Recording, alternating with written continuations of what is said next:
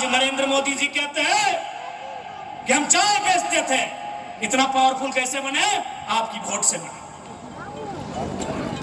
आज कहता है ना, असम के चाय बागानों में प्रधानमंत्री कह रहे हैं कि हम भी चाय बेचते थे, लेकिन आज उनको हमने देश का प्रधानमंत्री बनाया, कारण आपके वोट से, हमारे वोट से, यानी आपके वोट में वो ताकत है। जब हमारे सवाल विधानसभा में आते हैं, कई मंत्री हमें बुलाकर बोलते हैं कि जयराम बाबू, जब आपका सवाल हमारे टेबल पर होता है, हमें 2 घंटे एक्स्ट्रा पढ़ना पड़ता है कि आपका सवाल क्या हो।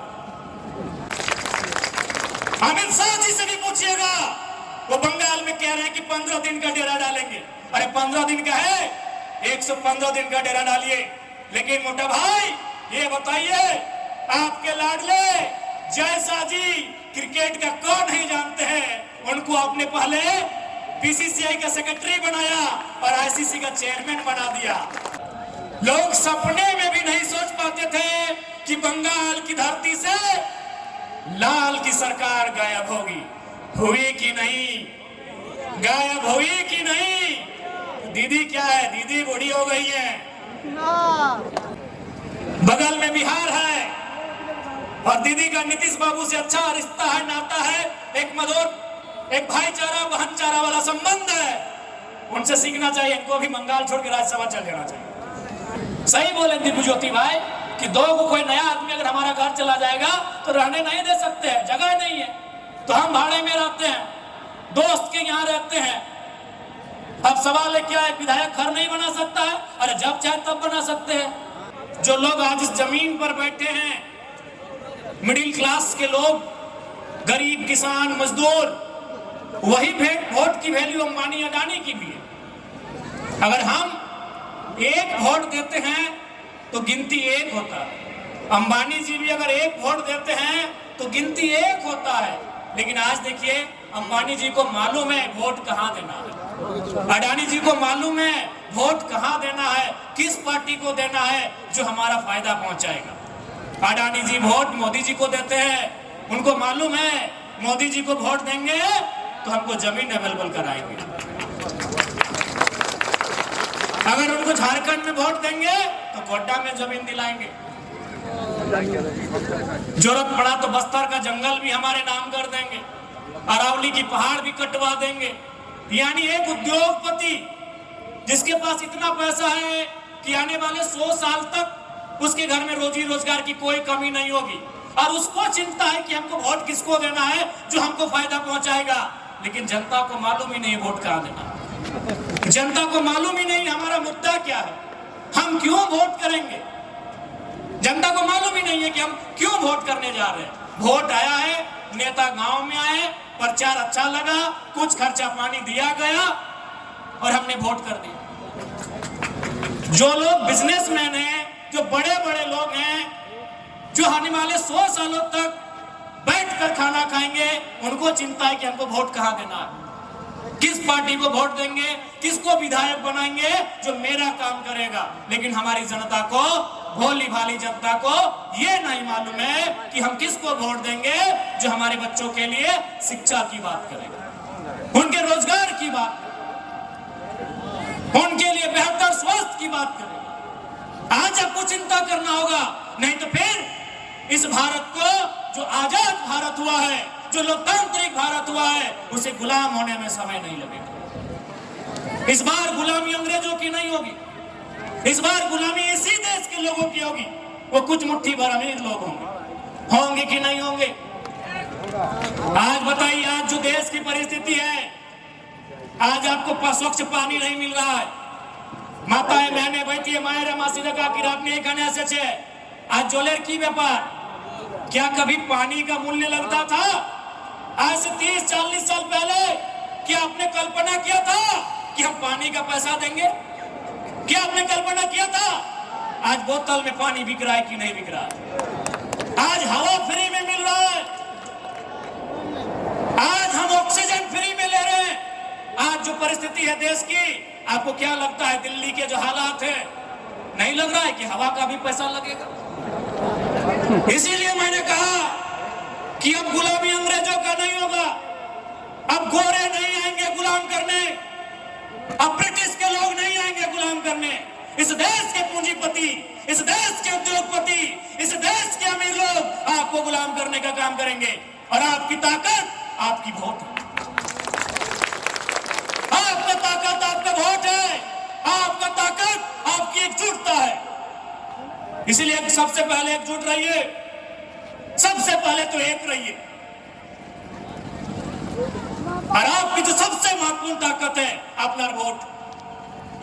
आज नरेंद्र मोदी जी कहते हैं कि हम चाय बेचते थे, इतना पावरफुल कैसे बने? आपकी वोट से बने।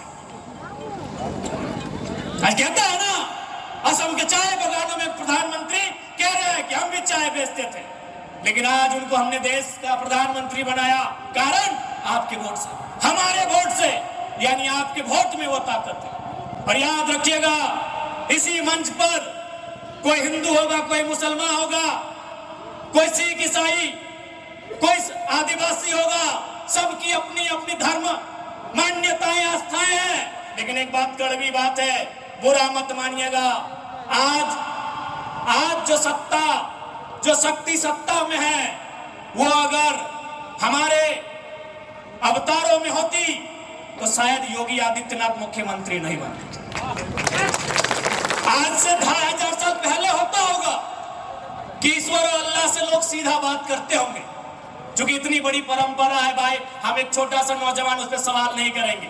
लेकिन आज के परिस्थिति में हम कहेंगे आपको कि यदि ताकत किसी ईश्वरीय शक्ति में होती तो योगी आदित्यनाथ जी ऑलरेडी एक मठ के मठाधीश थे, उनको मठ में पूजा करना चाहिए था, मुख्यमंत्री नहीं बनते। ताकत वोट में है, पावर वोट में है, पावर लोकतंत्र में है, पावर कुर्सी में है। इसलिए इस बात को याद रखिएगा, आप जिस धर्म को मानते हैं बहुत सम्मान के साथ मानिए।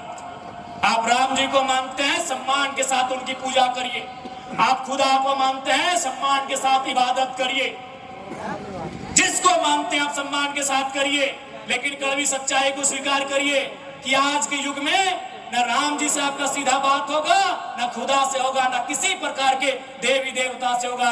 आज वैज्ञानिक युग है, आज संवैधानिक युग है। ये चमत्कार का दौर नहीं है, ये आविष्कार का दौर है। जो आविष्कार की बात करेगा, ऐसे लोगों को राजनीति में लेके आओ। आज लोग चमत्कार की बात कर रहे हैं, क्योंकि उनको पता है कि भाई लोगों को गुमराह करके रखना है, इनको इनके हक अधिकार से वंचित रखना है। आज बिल्कुल इसी मिट्टी में जो टीएमसी की हमारी मुख्यमंत्री आदरणीय ममता दीदी हैं, उनसे जरूर पूछिएगा कि 15 साल का आपको समय दिया। 15 साल एक बहुत बड़ा समय होता है।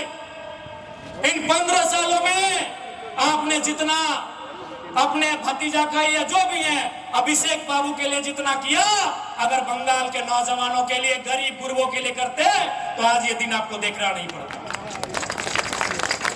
अमित शाह जी से भी पूछिएगा, वो बंगाल में कह रहे हैं कि 15 दिन का डेरा डालेंगे।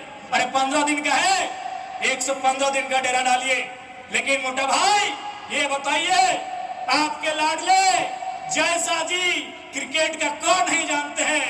उनको आपने पहले बीसीसीआई का सेक्रेटरी बनाया और आईसीसी का चेयरमैन बना दिया। बिना क्रिकेट खेले आपका बेटा आईसीसी का चेयरमैन है। अरे हम तो बिना पढ़े नौकरी नहीं मांग रहे, हम तो पढ़ के मांग रहे, दे दो ना भाई। बिना क्रिकेट खेले, बिना क्रिकेट को जाने आपका लाडला आईसीसी क्रिकेट की सबसे बड़ी संस्था, उसका सबसे बड़ा अधिकारी चेयरमैन है। और हमारे नौजवान, पढ़े लिखे नौजवान, 10 साल तैयारी करने वाले, 15 साल तैयारी करने वाले नौजवान आज एक चपरासी की नौकरी के लिए तरस गए हैं। आपकी सरकार का वादा था मोदी जी, 1 साल में 2 करोड़ की नौकरी। आज आपके 12 साल होने को हैं। जून के महीने में आपका 12 साल होगा मोदी जी। 12 दूनी 24 करोड़। यदि भारत की जनसंख्या 150 करोड़ भी मान ले जाए तो 24 करोड़ की नौकरी बहुत होती है। क्या नौजवानों, 24 करोड़ की नौकरी कम होती है क्या? क्या है आज भारत की जनसंख्या? मोटा मोटी जनगणना में 120 करोड़ के पास था, यानी 1.25 अरब, आज 1.5 अरब मान लेते हैं। 150 करोड़ हम लोग मान लेते हैं हमारी जनसंख्या है, और उनका वादा था 1 साल में 2 करोड़ नौकरी का, तो 12 साल में 24 करोड़, यानी एक बहुत बड़ा आंकड़ा। अरे भाई इनकी सरकार में था 24 करोड़, बाकी बहुत लोग तो पुराने होंगे, वो 60 साल होंगे तब ना रिटायर करेंगे। 12 साल का नौकरी थोड़ी, 30-35 साल का नौकरी करते हैं। बहुत सारे लोग बिजनेस करते हैं, बहुत सारे लोग प्राइवेट में नौकरी करते हैं, बहुत सारे लोग खेती बाड़ी करते हैं। सिर्फ नौकरी का वादा था 24, तो मान के चलिए बाकी 24 करोड़ लोग बाकी काम करते हैं, यानी 50 करोड़। तो एक परिवार में अगर 3 गो आदमी, तो हर परिवार तो संपन्न ऐसे हो गए, हर परिवार तो ऐसे संपन्न हो गया। एक परिवार में अगर 4, 5, 6 लोग भी मानते हैं तो 24 करोड़ नौकरी बहुत ज्यादा है।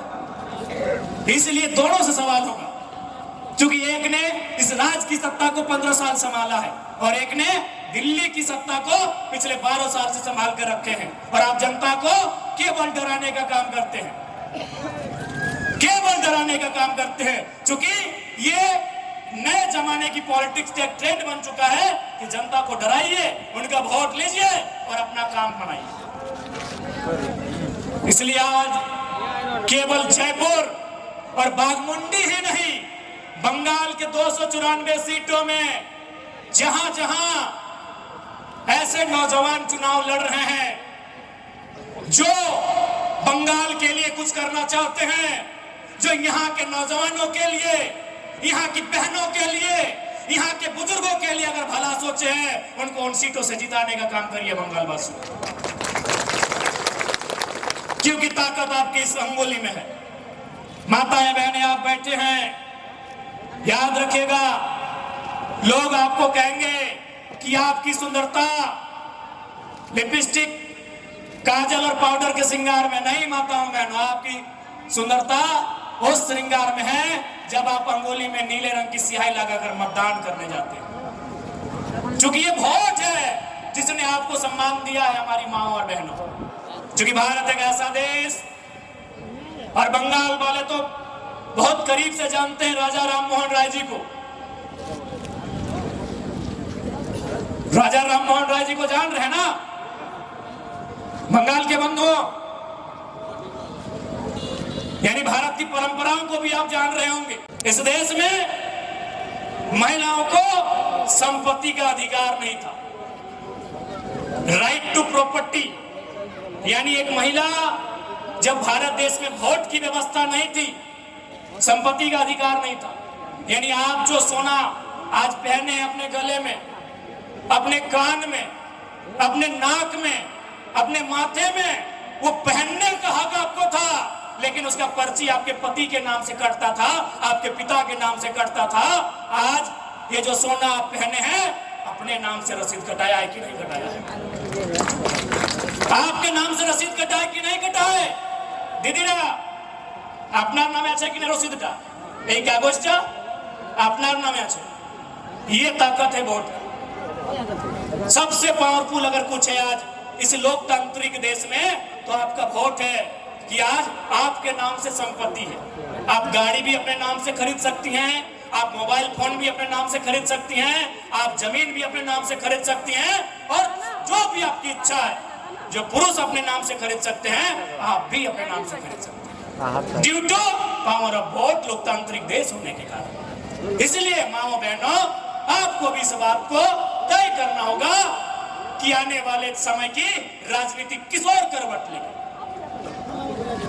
आज आपके बीच झारखंड की मिट्टी से चुनकर हम एक अकेला विधायक झारखंड की विधानसभा में गए हैं, लेकिन आज आप पता कीजिए, झारखंड में जब हमारा सामना विधानसभा में होता है, जब हमारे सवाल विधानसभा में आते हैं, कई मंत्री हमें बुलाकर बोलते हैं कि जयराम बाबू, जब आपका सवाल हमारे टेबल पर होता है, हमें 2 घंटे एक्स्ट्रा पढ़ना पड़ता है कि आपका सवाल क्या हो। इसलिए आज ये हम महज एक चुनाव नहीं है, बंगाल के बेहतर भविष्य का निर्माण का आधार है। एक ऐसा बंगाल जिसे कभी सोनार बांग्ला के नाम से संबोधित किया जाता था, जिसे अंग्रेजों ने इसी मार्ग से भारत के सोने को बाहर निकालने का काम किया था। ऐतिहासिक रूप से सांस्कृतिक रूप से, भौगोलिक रूप से, पारंपरिक रूप से बंगाल का एक विशिष्ट इतिहास रहा है, एक सम्मानित इतिहास रहा है। आज पुनः इस बंगाल की मिट्टी में, जिस मिट्टी का ये नारा है, माय माटी मनुष्य, उस मिट्टी से एक बदलाव की हुंकार भरनी होगी। और जब बहुत सारे लोग कह रहे हैं कि भाई दीदी को हिला पाना आसान नहीं है, दीदी को हिला पाना बहुत ही मुश्किल है, तो बंगाल वालों आपसे बेहतर उस लाल झंडे के शासन को कौन जानता है? ये पूरा बंगाल लाल लाल था, बंगाल की गलियां लाल लाल थी, बंगाल के गांव, बंगाल के शहर चारों तरफ लाल का बोलबाला था। लोग सपने में भी अगर सोचते थे कि क्या बंगाल से कभी लाल हटेगा, तो डर लगता था। लोग सपने में भी नहीं सोच पाते थे कि बंगाल की धरती से लाल की सरकार गायब होगी। हुई कि नहीं? गायब हुई कि नहीं? दीदी क्या है, दीदी बूढ़ी हो गई है, उनको विश्राम करने कहिए, उनको उनकी सेवा की जाए। 10 साल, 15 साल, 20 साल बहुत होता है पॉलिटिक्स में, होता है कि नहीं? और नहीं तो हम तो दीदी से कहेंगे,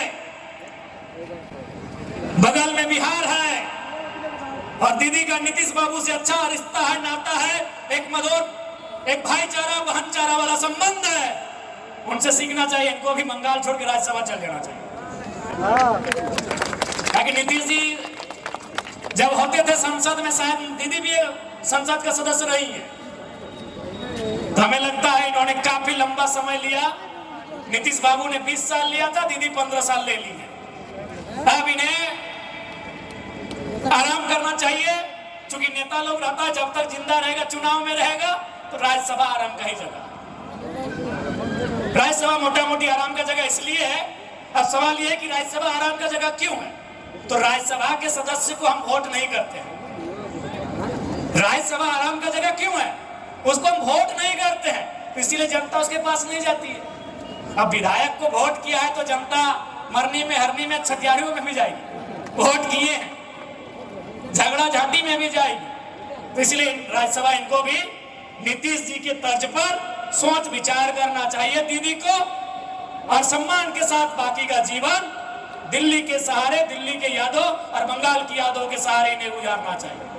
आज चाहे बंगाल हो, झारखंड या उड़ीसा, पूरे देश को नए नेतृत्व की दरकार है, क्रांतिकारी बदलाव की दरकार है, क्रांतिकारी सोच के नेताओं की दरकार है। आज देखिए नेपाल में क्या हुआ, क्रांति हुई कि नहीं? नेपाल के नौजवान सड़कों पर आए, सवाल किया कि एजुकेशन का सिस्टम कम हो रहा है, हेल्थ का सिस्टम कम हो रहा है, और नेताओं की गाड़ियों की कतार लंबी हो रही है। नेपाल की सड़कों में आए, सवाल किया, बवाल किया, क्रांतिकारी परिवर्तन हुआ, नए प्रधानमंत्री आए, नई सरकार बनी, और आज उन्होंने ऐलान किया है जितने भी पूर्व प्रधानमंत्री हैं सबकी संपत्ति की जांच होगी। और यहाँ क्या होता है? शारदा चिटफंड घोटाला फाइलों में ही दब के रह जाता है, कोयला घोटाला फाइलों में ही दब के हो रह जाता है। इसलिए मैं बार बार कह रहा हूं, केवल सत्ता नहीं, व्यवस्था को बदलना हो। इसलिए आज बंगाल की धरती से जितने भी लोग, और मैं तो कहना चाहूंगा, आप जो लोग यहाँ आए हैं, आप जनता नहीं, आपको लगता है यहाँ जितने लोग आए सब हमारे नेता लोग आए हैं। अपनी सभाएं नेता बटे। अब बताइए, आप सब नेता लोग यहाँ आए हैं, एक नेता अगर 10, 20, 30, 40 वोट दिला दे तो दिव्य ज्योति भाई तो विधानसभा ऐसे पहुंच जाए। यहाँ जनता थोड़ी आए, अपनी सभा लीडर बटे। यहाँ जितने लोग आए हैं, हम किसी को जनता और समर्थक थोड़ी मान रहे हैं, आप सभी नेता हैं। आप काउंट कर लीजिए। और एक बात हमेशा याद रखिएगा, जब भी इंसान की गिनती हो, हाँ बहन लोग आप लोग भी सुनो अपनी सुबाई, इंसान का गिनती कभी 1 2 3 4 5 6 7 8 9 10 ऐसे नहीं किया जाता है। पशु पक्षी और गाड़ी घोड़ा का गिनती होता है कि 1 गाड़ी 2 गाड़ी 3 4 5 1 2 20 30 40। इंसान का गिनती कैसे होता है मालूम है? 1 2 सैकड़ा 1000 10,000 लाख। 1 2 3 इंसान का गिनती नहीं होता है, 1 2 सैकड़ा होता है। क्यों मालूम है? आप आए एक है, आपको मानने वाले 10 लोग घरे में हैं। उनके पास सुविधा नहीं था, या किसी का परीक्षा था, कोई हॉस्पिटल में था, कोई मायके गई थी, कोई मामा घर गया था। आप आए एक है, लेकिन 10 लोग हैं आपके। इसीलिए मैंने कहा कहाँ आप आए एक है, दादू दादी नहीं आई है।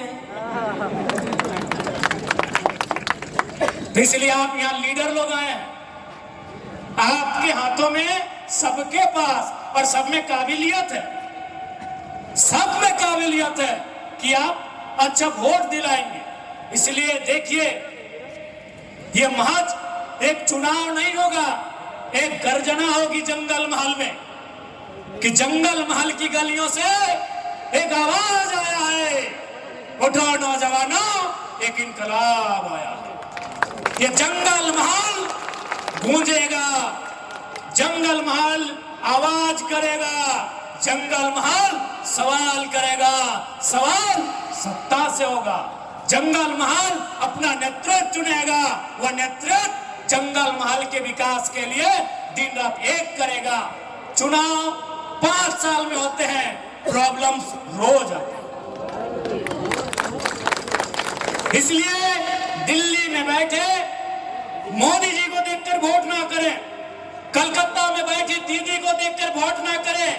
यदि उनका कैंडिडेट उस योग्य है, यदि आपको लगता है उनका कैंडिडेट आपके साथ बढ़िया तालमेल कर सकता है, आपके मुद्दों को लेकर सरकार से टकरा सकता है, आप जरूर सोचिए।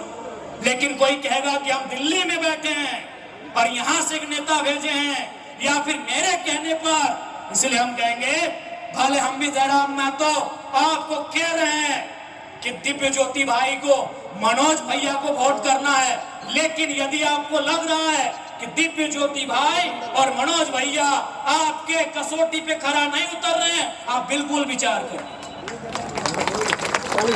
चूंकि चुनाव 5 साल में आएंगे, प्रॉब्लम्स रोज आएंगे।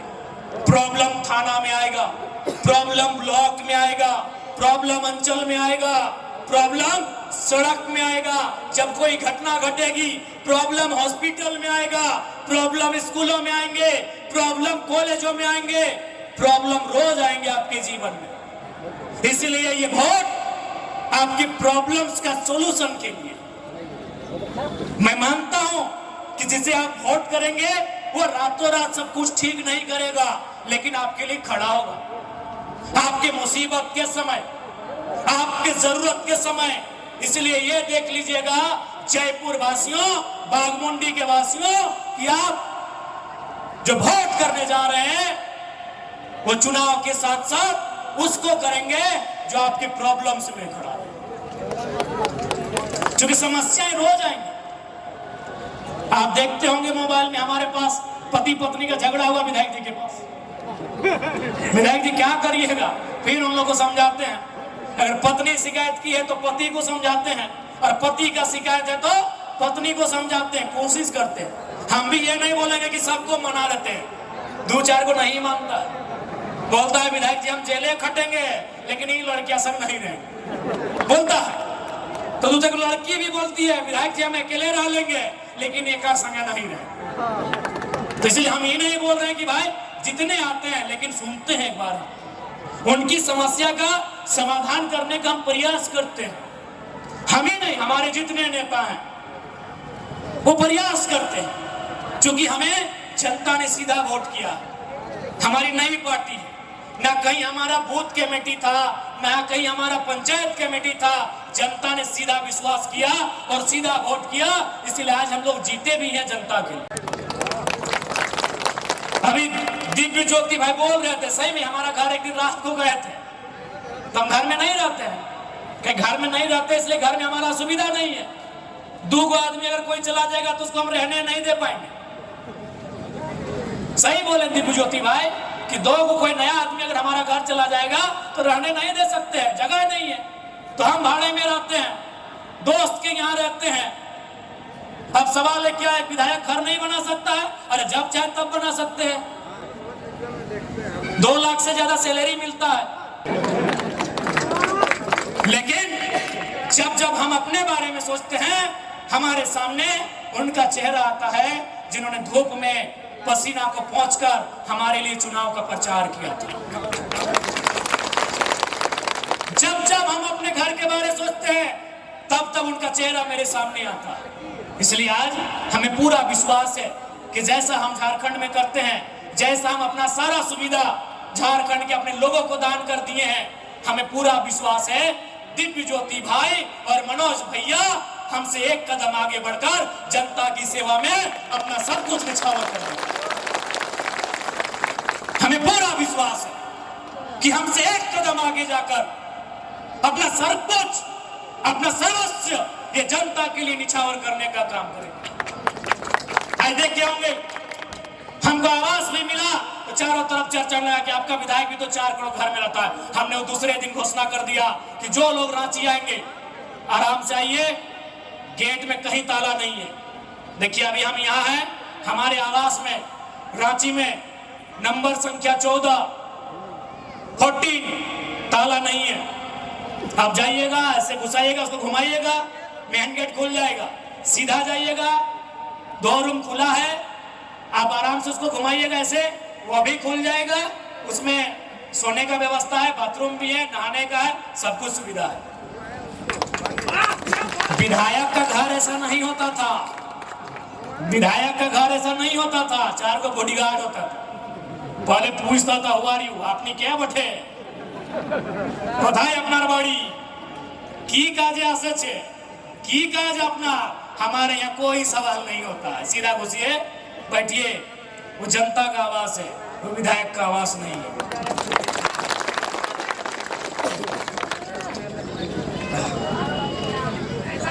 इसलिए मैं आप सबों से यही कहूंगा, क्योंकि आचार संहिता हम लोग को 6 बजे तक का ही टाइम है, टाइम भी हो गया, तो भाई जो भारत देश का कानून व्यवस्था है उसका हम लोग भी सम्मान करते हैं। अभी तो हम लोग 5-6 दिन इधर ही रहेंगे, आप लोगों से लगातार मिलना जुलना होगा। अरे खाने मार भात चलबे, माछो चलबे, हाँ माछो चलबे। ये तो चुनाव में ही लोग माछ का प्रचार खूब करने लगा। अरे भाई रोटी का बात करो, रोजगार का बात करो, मुद्दा का बात करो, एजुकेशन का बात करो, पढ़ा लिखा का बात करो। इसलिए आज जयपुर कोटशिला की इस पावन धरती में जितने लोग आए हैं, आप कार्यकर्ता नहीं है, आप जनता नहीं है, आप हमारे नेता हैं। ये आपको संकल्प लेना है कि जयपुर से दिव्य ज्योति सिंहदेव और बाघमुंडी से मनोज कुमार महतो को विधानसभा के अंदर भेजना है। ये संकल्प का कार्य, ठीक है। तो जो तो जन अपनी एखाने आसे छे, सबाई के नमस्कार, सबाई के भालो।